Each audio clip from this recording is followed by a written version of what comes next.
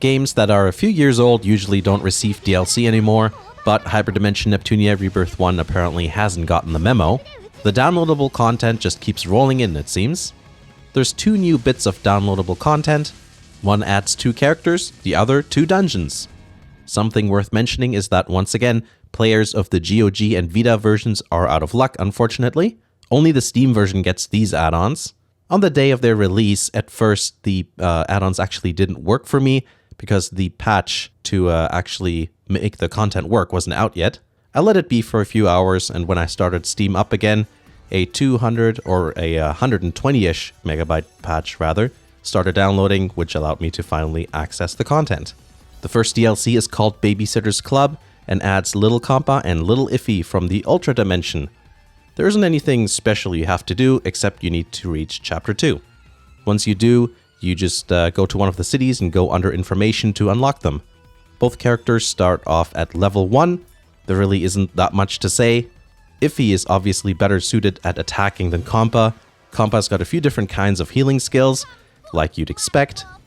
Iffy can easily one-shot enemies from the first few dungeons, so if you're just starting a playthrough, she's one of those characters that makes the early part of the game a walk in the park.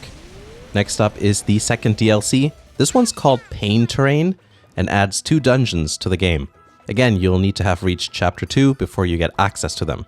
The dungeons are called Ario Plateau and Rebeat Resort. Both dungeons have appeared in a couple of different games. According to the description, they're supposed to help you with mid-game grinding. You don't get access to them straight away. First, you'll have these 2 little markers here which give you the plans for the dungeons. So if you go under plans in the menu, you'll see both dungeons there. You'll have to gather a few resources before you can actually go ahead and play them. Rebeat Resort is that really circular dungeon that appears in some other games. I'm sure a lot of you will remember it.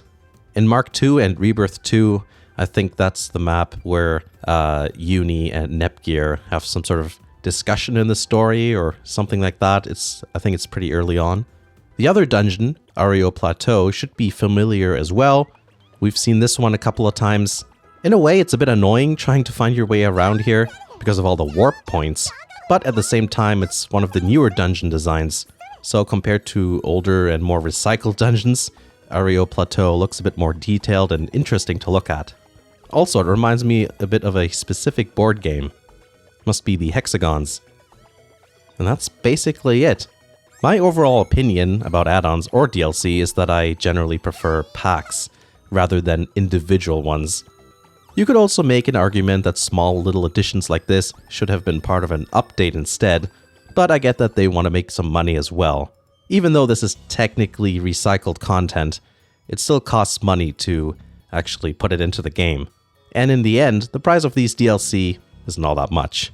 It is interesting to see new content come out for this game still, and now I'm wondering if there is more on the way.